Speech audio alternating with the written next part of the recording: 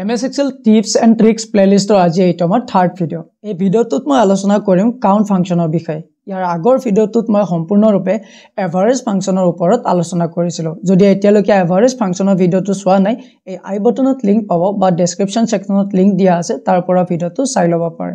আৰু যদি আপোনালোকে MS Excel completely বেসিকৰ পৰা শিকিব বিচাৰে, ইয়াৰ ওপৰত অলৰেডি আমাৰ প্লেলিষ্ট আপলোড কৰা আছে। আপোনালোকে আই বটনত লিংক পাব বা ডেসক্ৰিপচন সেকশনত লিংক দিয়া আছে, তাৰ পৰা আপোনালোকে ভিডিওবিলাক চাব পাৰে। এই চেনেলটোত এনেকুৱা নহয় যে অকল আমি এক্সেলৰ ওপৰত ভিডিও পাবলিশ কৰো। এই চেনেলটোত সম্পূৰ্ণৰূপে আমি কম্পিউটাৰৰ ওপৰত নলেজ শ্বেয়াৰ কৰিবলৈ চেষ্টা কৰো। যদি আপোনালোকে আমাৰ এই ভিডিওবিলাক চাই ভাল পায়, তেনেহলে চেনেলটো সাবস্ক্ৰাইব কৰি ৰাখিব, কাৰণ এই চেনেলটোৱে আপোনালোকক ফিউচাৰত বহুখিনি প্ৰকাৰে হেল্প কৰিব। তেনেহলে বহু বেছি পলম নকৰি আমি এতিয়া স্ক্ৰিনলৈকে গৈ আমাৰ আজিৰ এই কাউন্ট ফাংচনটোৰ বিষয়ে আলোচনা কৰো। So here myself Dipankar Deka and welcome to our channel rainbow tech. তো ইয়াতে মই তিনিটা এক্সাম্পল লৈ আহিছো আৰু এক্সাম্পল সহকাৰে কাউন্ট ফাংচনে কিদৰে হেল্প কৰে তাৰ বিষয়ে আমি আলোচনা কৰিম। আৰু এক্সাম্পল সহকাৰে আলোচনা কৰিলে টপিক বিলাক ইজি হৈ যায়, ৰাইট? ওকে, প্ৰথমতে আমি বুজি লও ইয়াতে কি কৰা আছে, যে কেইজনমান ষ্টুডেন্টৰ ইয়াতে কেইখনমান সাবজেক্টৰ মাৰ্ক বহুৱা আছে আৰু তাৰ ওপৰত ইয়াতে টোটাল কাউন্ট কৰা আছে। আৰু কেইখনমান সাবজেক্টত ইয়াতে কি হৈ আছে, ব্ল্যাঙ্ক হৈ আছে। অৰ্থাৎ এইকেইজন ষ্টুডেন্টে সাপোজ সেই দিনটোত এবসেন্ট আছিলে, তো সেই গতিকে সাবজেক্ট এখনো ইয়াতে মার্ক দিয়া নাই আৰু মাৰ্ক নিদিয়াকৈ ইয়াতে টোটাল কাউন্ট কৰি থৈ দিছে, ৰাইট? তো এতিয়া ইয়াতে টাস্ক কি দিয়া আছে, কি কৈছে যে counts how many subjects Riyaz marks R এন্টাৰ্ড।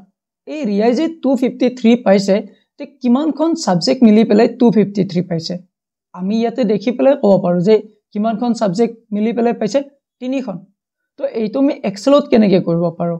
তো এনেকুৱা ধৰণৰ কাউন্টিং বিলাক কৰাৰ ক্ষেত্ৰত আমি কি কৰো, কাউন্ট ফাংচন ব্যৱহাৰ কৰো। তো ইয়াতে আহি পেলাই আমি কি লিখিম, কাউন্ট ফাংচনটো লিখিম। কি লিখিম, ইকুৱেল কাউন্ট। তাৰ পিছত আমি ব্ৰেকেট স্টাৰ্ট কৰি যে ৰিয়াৰ ৰেঞ্জটো দিম, যে এই ৰেঞ্জটোৰ ভিতৰত কেইখন সাবজেক্ট আছে আমাক ইয়াতে কাউন্ট কৰি দিব লাগে। তো এন্টাৰ প্ৰেছ কৰিম আৰু ইয়াতে আমি কি ৰিজাল্ট পাই গলো, যে 3খন, ৰাইট? ঠিক তেনেকে অমিতৰো যদি ইয়াতে কাউন্ট কৰিব লগা হয়, নেক্সট টাস্কটো কি দিয়া আছে ইয়াতে, অমিত's entered marks count, যে অমিতে কেইখন সাবজেক্টৰ এক্সাম দিছে ইয়াতে। আমি জানো ইয়াতে কেইখন আছে, 2খন, ৰাইট? এই 2খনটো আমি ইয়াতে কি কৰিব লাগে, কাউন্ট কৰিব লাগে। তাৰ কাৰণে আমি কি কৰিম, আমি এইটো ইয়াতে ক্লিক কৰি পেলাই ড্ৰেগ কৰি দিম। ইয়াতে কি হৈ গল, 2 আহি গল। আমি ইয়াতে কি গম পালো যে ইয়াতে 3 আহি গল, ৰাইট? আৰু ইয়াতে 2 আহি গল।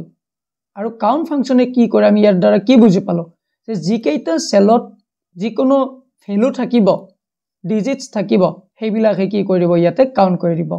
ইয়াতে দুটা সেলত ভ্যালু আছে, সেই গতিকে 2 আহি গৈছে। এইটো ব্ল্যাঙ্ক আছে, ইয়াতে একো ভ্যালুৱে নাই, সেই গতিকে এইটো কাউন্টে কৰা নাই। যদি ইভেন মই যদি কিবা টেক্সটো লিখি দিও যে এবসেন্ট, সাপোজ ইদিনা এবসেন্ট আছিলে অমিতৰ, যদি এবসেন্টটো লিখি দিও, আমি যদি ইয়াতে ক্লিক কৰি এইখিনি ড্ৰেগো কৰো, ইয়াতে 2 হৈ থাকিব। কিয়? কাৰণ কাউন্ট ফাংচনে অকল সেল এটাত থকা ডিজিটটোহে কাউন্ট কৰে। ইয়াতে আমাৰ কি আছে, এইটো টেক্সট আছে, তো টেক্সটটো ইয়াতে কাউন্ট কৰা নাই। তো কাউন্ট ফাংচনৰ দ্বাৰা আমি কি কাউন্ট কৰিব পাৰিম, যিকোনো সেলৰ কিমানটা ভ্যালু আছে সেইটো কাউন্ট কৰিব পাৰিম। ঠিক তেনেকে যদি আমি স্নেহাৰ উলিয়াব লাগে, ৰাহুলৰ উলিয়াব লাগে, এক্স্যাক্টলি তেনেকে পাৰিম, ৰাইট? যদি মই ৰাহুলৰ উলিয়াব লাগে, ইয়াতে দেখাই দিছো মই ইকুৱেল কাউন্ট। ব্ৰেকেট স্টাৰ্ট কৰি মই ইয়াতে ৰেঞ্জটো দি দিলো, ব্ৰেকেট ক্লোজ কৰিলো, এন্টাৰ প্ৰেছ কৰিলো, ইয়াতে কি হৈ গল, 2 আহি গল। ঠিক তেনেকে প্ৰিয়াৰ যদি উলিয়াব লাগে, ড্ৰেগ কৰি দিম আৰু ইয়াতে 3 আহি যাব, ৰাইট? তো এই কেইখন সাবজেক্টৰ তেওঁলোকে এক্সাম দিছে বুলি আমি ইয়াৰ পৰা উলিয়াব পাৰিম। নেক্সট টাস্কটো ইয়াতে কি দিয়া আছে, total number of marks entered in the classroom, যে এই টোটাল কিমানখন সাবজেক্টৰ মাৰ্ক ইয়াতে এন্টাৰ্ড হৈ আছে।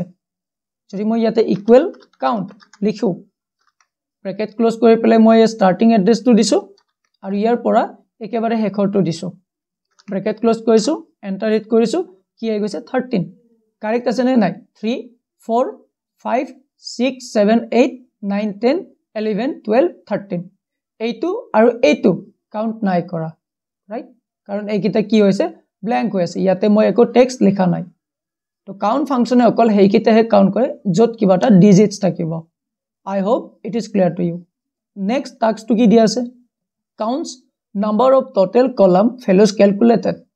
যে এই কলমটোত টোটেল কিমানটা সেল আছে যে কিমানটা নাম্বাৰ ইয়াতে ক্যালকুলেট হৈ আছে তো হেতু উলিয়াৰ কাৰণে আমি কি কৰিব পাৰিম কাউন্ট ফাংচনটো ব্যৱহাৰ কৰিব পাৰিম মই এই ৰেঞ্জটো দি দিম ব্ৰেকেট ক্লোজ কৰি মই এন্টাৰ হিট কৰিম আৰু ইয়াতে মোৰ ৰিজাল্ট আহি যাব 3 4 5 5 আহি গল আই হোপ আপোনালোকে এই কাউন্ট ফাংচনটো কেনেকৈ ব্যৱহাৰ কৰিব পাৰো আৰু কেনেকৈ ধৰণৰ হেল্প কৰে এখিনি বুজি পালে নেক্সট আমি আৰু এটা এক্সাম্পল লৈ লওঁ নেক্সট এক্সাম্পলটো ইয়াতে কি দিয়া আছে যে কেইটামান মাহৰ কেইটামান পাৰ্টিকুলাৰ বস্তুত তেওঁলোকে কিমান কিমান ইনভেস্ট কৰে বা খৰচ কৰে তাৰ ইয়াতে এককতা হিচাপ লিখা আছে তো এখিনিৰ ওপৰত আমি ইয়াতে টোটেল কাউন্ট কৰিব পাৰো টোটেল কাউন্ট কৰাটো আজিৰ এই ভিডিওটোত মোৰ ইন্টেনশন নহয় টোটেল কাউন্ট কৰা এনেকুৱা ধৰণৰ ফাংচন বিলাক মই ইয়াৰ আগৰ ভিডিওটাত আলোচনা কৰিছো ডেসক্ৰিপচন সেকশনত লিংক পাই যাব ক্লিক কৰি চাই লব পাৰে ইয়া টোটেল কেনেকৈ কাউন্ট কৰিব পাৰিম আপোনালোকে এটো কব মোক কমেন্ট কৰি ওকে এইটো মই ইয়াতে কাউন্ট কৰিব নাযাও মই ইয়াতে যাম এই তিনিটা টাস্ক অৰ্থাৎ কাউন্ট ফাংচনৰ বিষয়ে কব কি দিয়া আছে আমাৰ ইয়াতে প্ৰথম টাস্কটো যে counts total expenses recorded for January অৰ্থাৎ জানুৱাৰী মাহত টোটেল কিমানটা এক্সপেন্স কৰিছে কাউন্ট কৰিব লাগে যে কিমানটা খৰচ কৰিছে তো তাৰ কাৰণে আমি এটা সিম্পল কাউন্ট ফাংচন লগাব পাৰো ৰাইট যে ইকুৱেল কাউন্ট ব্ৰেকেট স্টাৰ্ট আৰু ৰেঞ্জটো দি দিও okay next bracket close and enter hit key গম পালো যে টোটেল জানুৱাৰী মাহত তিনিটা এক্সপেন্স কৰিছে electricity internet and grocery next টাস্কটো কি দিয়া আছে counts all field sales in the expense section তো ইয়াতে কি কাউন্ট কৰিব লাগে যে টোটেল কিমান এক্সপেন্সেস হৈ আছে ইয়াতে টোটেল কাউন্ট কৰিব লাগে যে টোটেল কিমানটা এক্সপেন্সেস হৈছে তো তাৰ কাৰণে আমি কি কৰিম সিম্পল কাউন্ট ফাংচন লগাম ইকুৱেল কাউন্ট ইয়াতে আমি ৰেঞ্জটো কি দিব লাগিব স্টাৰ্টিং ৰেঞ্জটো এইটো দিব লাগিব আৰু এন্ডিং ৰেঞ্জ কোনটো দিব লাগিব একেবাৰে শেষৰটো ৰাইট তো গোটেইখিনি লৈ ললে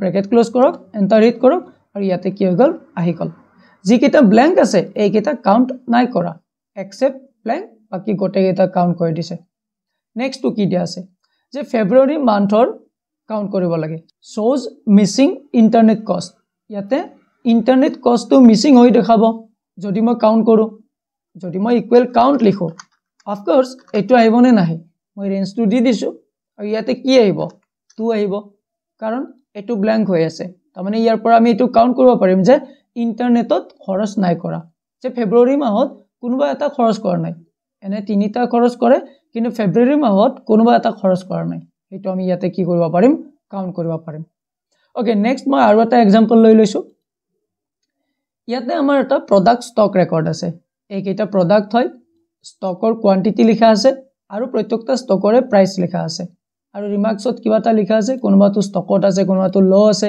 কোনোবাটো আউট অফ ষ্টক আছে তো এই গোটেইখিনিৰ পৰা আমাৰ ইয়াতে তিনিটা টাস্ক দিয়া আছে প্ৰথম টাস্কটো কি দিয়া আছে যে counts how many products have quantity entered যে ইয়াতে প্ৰডাক্ট কিমানটা এন্টাৰ্ড হৈ আছে হেতু কাউন্ট কৰিব লাগে যে ইয়াতে প্ৰডাক্টৰ কিমানটা কোয়ান্টিটি এন্টাৰ্ড হৈ আছে কোনোবাটো প্ৰডাক্টৰ ইয়াতে এন্টাৰ্ড হোৱা নাই তো হেতু মানে কি আমি দেখাব লাগে যে টোটাল কিমানটা কাউন্ট হৈ আছে তো তাৰ কাৰণে আমি কি কৰিম ইকুৱেল কাউন্ট ৰেঞ্জটো আমি কোনটো দিব লাগিব এই ৰেঞ্জটো যে D3 ৰ পৰা আমি কলৈকে দিব লাগিব D7 লৈকে যে ইয়াৰ পৰা কাউন্ট কৰিব লাগে যে টোটাল কোয়ান্টিটি কিমানটা এন্টাৰ্ড হৈ আছে তো আমি ইয়াৰ পৰা কি গম পাম যে প্ৰডাক্ট আছে আমাৰ হাতত কিমানটা 5টা কিন্তু ইয়াতে কোয়ান্টিটি কিমানটা এন্টাৰ্ড হৈ আছে 4টা তো আমি ইয়াৰ পৰা এইটোতো গম পাম যে কোনোবা এটা কি হৈছে আমাৰ ইয়াতে এন্টাৰ্ড হোৱা নাই ৰাইট নেক্সট কি দি আছে counts how many products have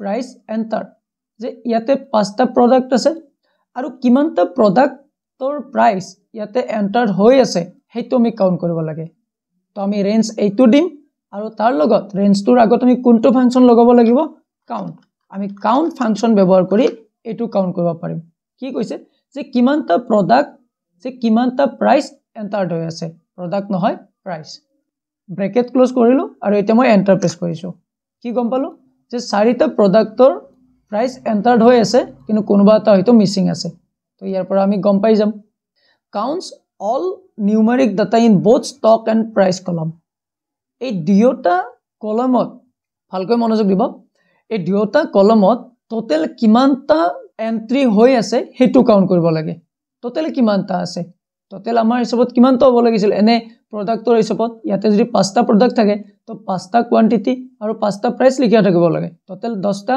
count হ'ব লাগিব কিন্তু ইয়াতে আমি কি গম পাম যে এইটো ব্ল্যাঙ্ক আছে এইটো ব্ল্যাঙ্ক আছে তাৰ মানে এই দুটা কি হৈছে এন্টাৰ কৰা নাই হয়তো ভুল কৰিছে বা কিবা এটা কৰা নাই আৰু যোনে কাম কৰি আছে তো ইয়াতে আমি ইকুৱেল কাউন্ট লিখি পেলাই মই যদি এই ৰেঞ্জটো দিও ইয়াৰ পৰা একেবাৰে হেকৰ ৰেঞ্জটো কোনটো দিম এইটো আৰু যদি এটা মই ব্ৰেকেট ক্লোজ কৰি এন্টাৰ প্ৰেছ কৰো তো ইয়াতে কি আহি যাব টোটাল কিমানটা সেল ফিল আপ হৈ আছে হেতু ইয়াতে আহি যাব ব্ল্যাঙ্ক এটা ইয়াতে কি কৰিব কাউন্ট নকৰে ওকে আই হোপ আপোনালোকে কাউন্ট ফাংচনটো বুজি পালে যদি আগৰ ভিডিওবিলাক মোৰ চোৱা নাই আপোনালোকে ডেসক্ৰিপচন সেকশনত লিংক দিয়া আছে তাৰ পৰা চাই ল'ব পাৰে বা চেনেল ভিজিট কৰি পেলাইও তাৰ পৰা চাব পাৰে এনেকুৱা মই বিভিন্ন ধৰণৰ ভিডিও ইয়াতে আপলোড কৰিছো ওকে আৰু যদি আপোনালোকে MS Excel কমপ্লিট বেসিকৰ পৰা শিকিব বিচাৰে তাৰ ওপৰতো প্লেলিষ্ট মোৰ বনোৱা আছে আপোনালোকে ডেসক্ৰিপচন সেকশনৰ পৰা চাই ল'ব পাৰে বা চেনেলৰ পৰা চাই লওক যৰ পৰা আপোনালোকে সুবিধা তাৰ পৰা চাই লওক আৰু যদি চেনেলটো ভিজিট কৰি চাই তাত দেখিব